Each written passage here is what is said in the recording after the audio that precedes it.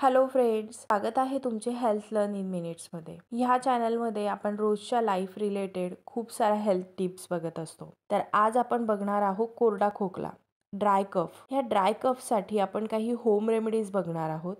असे काही उपाय आहेत ज्याने तुम्हाला त्वरित आराम भेटणार आहे।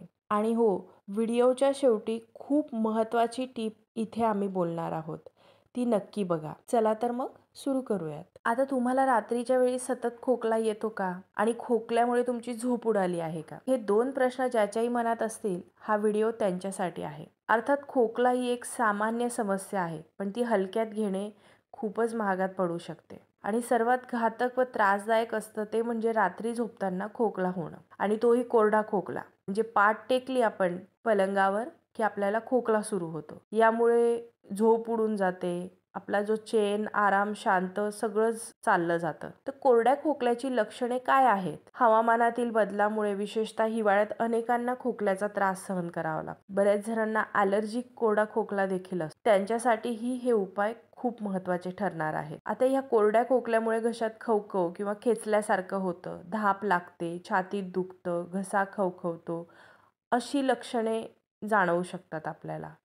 शिवाय कोरड्या खोकल्यासाठी घरगुती उपाय काय आहेत? चिंतेची गोष्ट म्हणजे बहुतेक लोकांना रात्री कोरडा खोकला होतो। रात्रीच्या वेळी कफ सिरप न घेतल्यास त्याचा आणखी त्रास होतो। पण किती दिवस कफ सिरप घेणार आपण? म्हणून हे काही आयुर्वेदिक उपचार आम्ही तुम्हाला इथे सांगत आहोत, त्यांचा तुम्हाला अगदी 3-4 दिवसातच फरक जाणवायला लागेल। चला तर मग सुरू करूयात। तर पहिला आहे हळदीचा चहा। हळद ही किती गुणकारी आहे हे आपणा सर्वांना माहिती। तिच्यात खूप सारे अँटीबायोटिक्स गुणधर्म आहेत, ज्यामुळे खोकल्याला आराम भेटतो। आता हा हळदीचा चहा करायचा कसा? तर अगदी सोपा आहे। गॅसवर पाणी गरम करायला ठेवायचं 1 कप, त्यामध्ये हळद टाकायची आहे आणि थोडंसं अद्रक किसून टाकायचं आहे। हे पाणी आपल्याला 5 मिनिटं अगदी खळखळ उकळू द्यायचं आणि मग नंतर गॅस बंद करायचा। ते पाणी त्या पातेलीतच थोडंसं कोमट होईपर्यंत राहू द्यायचं आहे। म्हणजे त्यातनं वाफ निघालेली पाहिजे, एकदम पण गार नको झालेलं। मग त्याला गाळून घ्यायचं। तुम्हाला हवं असलं तर त्यात थोडं मध मिसळू शकतात। आणि हा चहा आपल्याला अगदी वाफ नाकात घेत छान गरम गरम प्यायचा आहे। आता दुसरं आहे मध। खोकल्यासाठी मध कितीतरी प्रकारे गुणकारी आहे। आता या मधचं सेवन तुम्ही बऱ्याच डिशमध्ये करू शकतात, पण खोकल्यासाठी आराम जर भेटायचा असेल तर अद्रक किसून घ्यायचं आहे आपल्याला, त्याचा रस काढून घ्यायचा आणि त्याच्यामध्ये मध टाकायचं थोडं, आणि हे मिश्रण तुम्हाला दिवसातनं 2 वेळा तरी घ्यायचं आहे। याने देखील खोकल्यावर त्वरित आराम भेटतो। अगदी 3-4 दिवसात तुम्हाला त्याचा फरक जाणवायला लागतो। किंवा दुसरा पर्याय आहे, ज्यांना हे खूप तिखट लागत असेल त्यांच्यासाठी, की पातेलीत पाणी घेऊन त्यात अद्रक किसून घ्यायचं आणि ते पाणी 5 मिनिटं अद्रकचा पूर्ण रस त्यामध्ये उतरेपर्यंत उकळवायचं आणि नंतर ते पाणी गाळल्यानंतर त्यात 2-3 थेंब मधाचे टाकायचे आणि तसा चहा प्यायचा। आता पुढचं आहे वाफ घ्यायची। सर्दी खोकल्यावर वाफ हा उत्तम पर्याय आहे आणि इन्स्टंट रिलीफ यापासून भेटत असतो। काहींना खोकल्यामध्ये नाक देखील बंद असतं, तर ही वाफ घेण्याने ते नाक देखील ओपन होऊन जातं।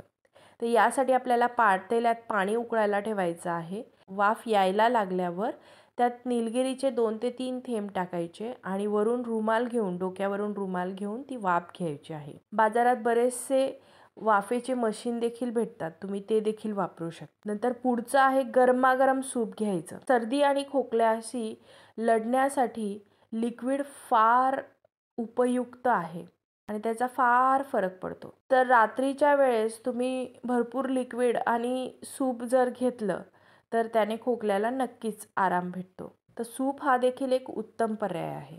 शेवटची ही महत्त्वाची गोष्ट म्हणजे हे सगळे उपाय तर आपल्याला करायचेच आहेत, पण यासोबतच अगदी पलंगावर आपली पाठ लागली की परत खोकला सुरू होऊ शकतो। मग त्यावेळेस 2 पिलो एकमेकावर ठेवून त्यावर डोकं ठेवून झोपायचं आहे, जेणेकरून आपलं डोकं आणि छाती पायापेक्षा उंच राहील, म्हणजे खोकला येणार नाही। आणि दुसरी गोष्ट म्हणजे थर्मासमध्ये कोमट पाणी भरून ठेवायचं। खोकला आल्याबरोबर 1 घोट पाणी, 1-1 घोट असं सिपने प्यायचं आणि तोंड उघडं न ठेवता झोपून राहायचं, जेणेकरून खोकला त्वरित चालला जातो। धन्यवाद।